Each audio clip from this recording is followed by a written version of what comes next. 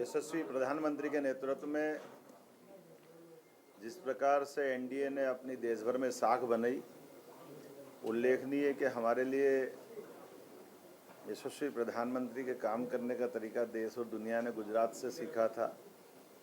और ऐसा लगता है कि गुजरात से विजय रथ जो उन्हें रवाना किया, 4 बार वहाँ सीएम बने। परमात्मा की दया से जब भी चुनाव लड़े तो सीएम बन के, और जब पीएम का मौका आया तो पीएम करके, लेकिन जनता के साथ विनम्रता के साथ जो काम करने का तरीका है, माननीय मोदी जी के नेतृत्व में एनडीए ने अपनी साख आम आदमी की बनाई। आम जनता के साथ सरोकार रखते हुए विकास के पैमाने पे खरा उतरना, लेकिन कमिटमेंट के लिए, काम करने की पद्धति के लिए, अपने काम से जनता के दिलो जान पर जो असर आए, सुशासन की मिसाल बने, स्वच्छ राजनीति के लिए और राष्ट्रवाद बनाम परिवारवाद के लिए उत्कृष्ट उदाहरण के रूप में मोदी जी ने गणतंत्र को, एक तरह से लोकतंत्र को गौरवान्वित किया है। तमाम जहर पीते हुए महादेव की तरह गले के नीलकंठधारी होकर के तमाम प्रकार की बातें, अब आप कोई सोच सकता है कि बिहार में दिवंगत माँ के प्रति भी कोई गाली बक सकता है? ये उन सारी बातों का जवाब बिहार की जनता ने दिया है। छठ मैया के महापर्व का, जिसमें आस्था का एक तरह से अद्भुत, एक तरह उस कभी कोई सोच भी नहीं सकता कि छठ मैया के त्यौहार का भी कोई अपमान करेगा, लेकिन देश ने देखा है। और ये एक के बाद एक यशस्वी प्रधानमंत्री की सभाओं का परिणाम है। यशस्वी प्रधानमंत्री के नेतृत्व का, एनडीए का, उनके नेतृत्व में जो विश्वास जनता का है, नेहरू जी के बाद इस प्रकार से देश के अंदर शासन चलाने के लिए अधिकतम दिनों के साथ विजय रथ जो माननीय मोदी जी ने जनता के हित में, जनता के लिए, जनता के द्वारा चलाने का जो संकल्प लिया है, वो आज एक अपनी बहुत महत्वपूर्ण मुकाम पे पहुंचा है। और बिहार तो अशोक के काल से ही हमारा बहुत महत्व का राज्य रहा है, जहाँ राजनीतिक चेतना भी बहुत है, लेकिन वहाँ सुशासन की जीत हुई, सामाजिक न्याय की जीत हुई, गरीबों के उत्थान की जीत हुई, सबके विश्वास की जीत हुई। मेरी अपनी ओर से यशस्वी प्रधानमंत्री के नेतृत्व में, नीतीश कुमार जी के नेतृत्व में एनडीए की जो जीत हुई, देशवासियों को बधाई, प्रदेशवासियों को बधाई, बिहार वासियों को खासकर इसलिए बधाई।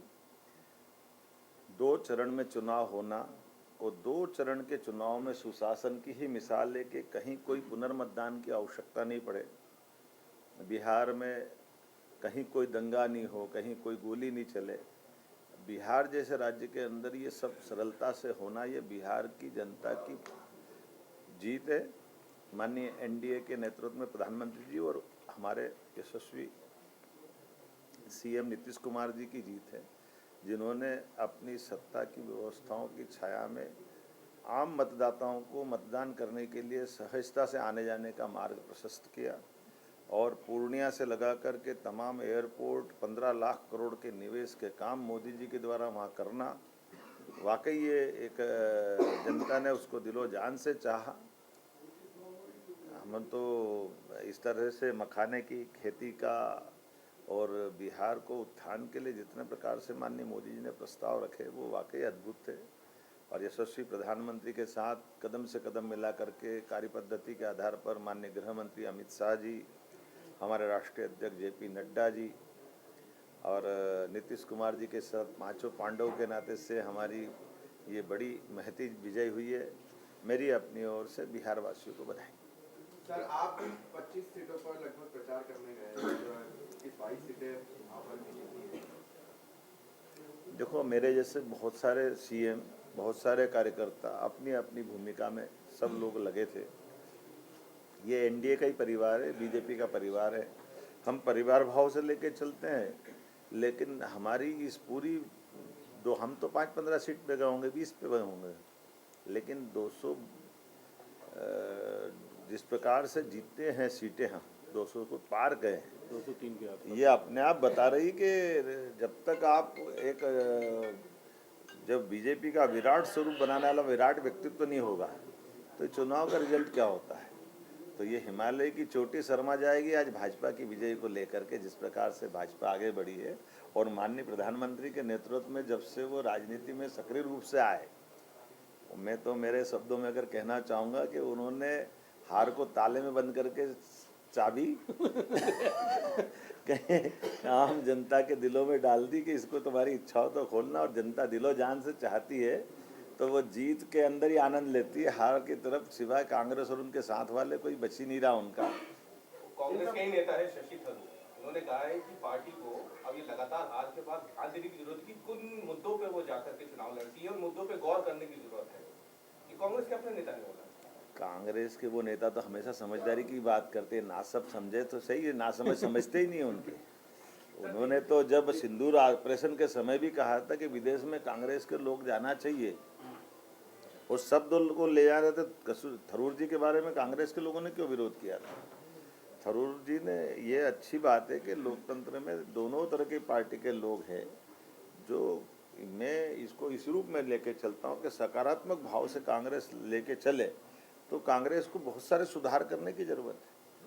कांग्रेस को ये गया जमाना जब वो हिंदू मुसलमान के नज़रिए से देख के चुनाव जीतने की बात सोचती है।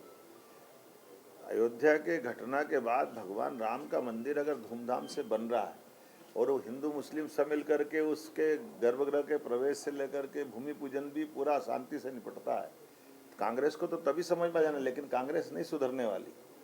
कांग्रेस के नेता राहुल गांधी, सोनिया गांधी, प्रियंका गांधी आज तक भगवान राम के दर्शन करने नहीं जाना चाहते। तो जो भगवान राम का नहीं वो किस काम का हो।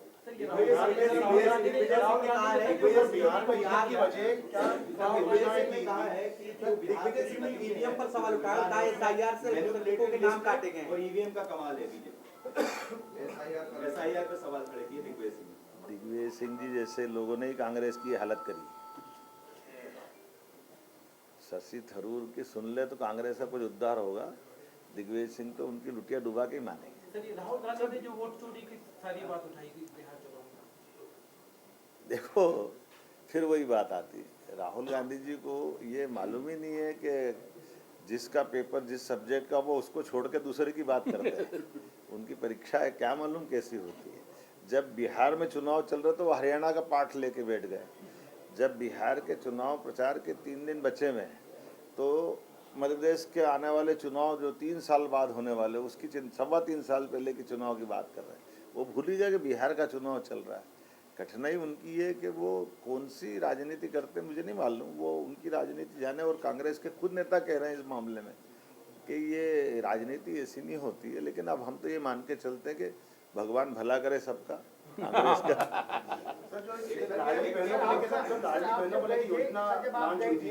जो 3000 रुपए की, क्या इसको गेम चेंजर मानते हैं आप? देखिए मैं दोनों बातें कहता हूँ। हमारे यहाँ महिला सशक्तिकरण की हमारी संस्कृति सनातन धर्म के समय से आई है। आप भी किसी घर में किसी घर समय जाते हो तो दुनिया के अंदर केवल भौतिक अदर संरचना से बात नहीं बनती है। और माता बहनों के हाथ में सम्मान के साथ कुछ देने से आप इन योजनाओं का लाभ देखिए। शासन की योजनाओं के समानांतर जन कल्याणकारी योजनाओं के लिए हमारी जीविका दीदी के नाते से वहाँ जब उनके हाथ में पैसे गए तो कई बहनों ने कहा कि हमने आटा चक्की खरीद ली, कई लोगों ने कहा कि हम दुकान खोल रहे हैं। तो ये क्या गलत क्या है। अगर हमारी अब हम शासन की योजना से आटा चक्की दिलाएंगे इसके बजाय वो खुद खरीद लाए तो ज़्यादा बेहतर वो है जो हम समाज की सहभागिता कर लें। तो ये जन कल्याणकारी योजनाओं का सही उपयोग सदुपयोग करने का काम एनडीए की सरकार ने किया है। और इसमें डीबीटी के माध्यम से डायरेक्ट बेनिफिट, कोई बीच में दलाल नहीं, कोई बीच में लूटपाट नहीं, ये जो डायरेक्ट बेनिफिट करते हुए माननीय मोदी जी ने सुशासन की, यही तो राम राज्य और क्या है। राम राज्य के विक्रमादित्य का राज क्या है, राम राज्य क्या है। जो जिसका हकदार है उसको उसके हक की चीज दे दो। वायरल हुआ था कि पचमढ़ी में राहुल गांधी यहाँ आए थे पिकनिक पर। अब तो मैंने कही ना, चुनाव चल रहा है, मैं एक सभा में था और मैं यहाँ से जब गया तो कांग्रेस के लोग और यहाँ पचमढ़ी में वो छुट्टी मनाने आए कहने के लिए कि हम प्रशिक्षण दे, अब आय का काय का प्रशिक्षण, जब शिक्षण हो तो प्रशिक्षण, अभी तो शिक्षण ही नहीं हुआ। तो जो चुनाव 3 साल बाद है और वो चुनाव चल रहा छोड़ करके और मान के चल रहे हैं, एक तरफ वो अपने महागठबंधन के माननीय मोदी जी के समांतर अपना कद मान लेते हैं, गलतफहमी पालते हैं भले ही। और जब मोदी जी अपना सब काम छोड़ करके, अमित जी, मोदी जी, हमारे सारे राष्ट्रीय नेता बिहार में चुनाव प्रचार कर रहे तो वहाँ से छुट्टी मनाने, वो पचमढ़ी में आ रहे हैं। आप राहुल गांधी को राय क्या देंगे, कैसे उनको जीना है अभी? आत्मचिंतन कर ले, बाबा महाकाल सबका कल्याण करे। जिस तरह के रुझान आए हैं और उसके बाद जो बम्पर जीत की तरफ एनडीए बढ़ रही है, उससे क्या लगता है कस्टमर का इस बात की जनता के मुख्यमंत्री का देखिए, जनता का जो निर्णय है ये सच्चे अर्थों में लोकतंत्र की सबसे बड़ी जीत मोदी जी के नेतृत्व में बिहार में हुई, नीतीश जी मोदी जी के नेतृत्व। और जनता ये आप बहुत परिपक्वता के साथ उनके साथ फैसला कर रही। जो हमारी युवाओं के वोटर, महिलाओं के वोटर, बुजुर्गों के वोटर, जिस प्रकार से बल्कि कई मुस्लिम सीटों पे भी भाजपा का जीतना, ये मोदी जी ने जो 3 तलाक को लेकर बहनों के पक्ष में जो नीति बनाई थी, हिंदू मुस्लिम को मिल के रहना जो सिखाया था, ये सब प्रमाण उसके आप लोग इस पर अपने जरा बात भी रखिए ना, कि जहाँ एक तरफ देश भर में, दुनिया भर में ये दुराव का विषय है, आपस में अलगाव का विषय है, मोदी जी पूरे देश को एकजुट करने में जुड़े हुए हैं, एनडीए सबको एकजुट करने में जुटा हुआ है। तो ये बड़ी बात है। ये मैंने तो मेरी सभा में भी बोला था कि मेरे जैसे व्यक्ति को, जहाँ मेरी अपनी सीट पे भी हमारी अपनी आबादी 2% भी नहीं, लेकिन पार्टी हमको टिकट देती थी। यही तो सामाजिक सद्भाव का उदाहरण है। सबका साथ सबका विकास क्या है, यही तो है कि हमको ये एक तरफ राष्ट्रवाद, एक तरफ परिवारवाद, एक तरफ ये सारी कठिनाई, एक तरफ सुशासन की मिसाल।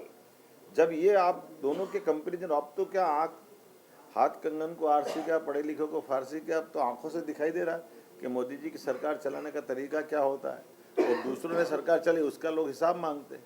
जब पुराने की हिसाब मांगने की बात करते थे, बोला आप पुरानी बात क्यों कर रहे हो, तो कंपैरिजन तो पुराने से ही होगा, चाहे केंद्र में हो चाहे राज्य में होगा। पुराने से कंपैरिजन, जब आपकी सरकार थी तो क्या था। तो ये स्वाभाविक रूप से यहाँ अपने प्रदेश के अंदर भी देखा जाए तो 5,000, 10,000 सब मिला करके आप अगर पुराना रिकॉर्ड देखो तो आज मध्य प्रदेश की गति कहाँ से कहाँ चली गई। देश की गति, विकास दर आज 11वें नंबर से लेकर के 3रे नंबर की अर्थव्यवस्था में भारत पहुँच रहा है। तो जनता सब जानती है। और बिहार की स्थिति भी इतनी अच्छी बनी।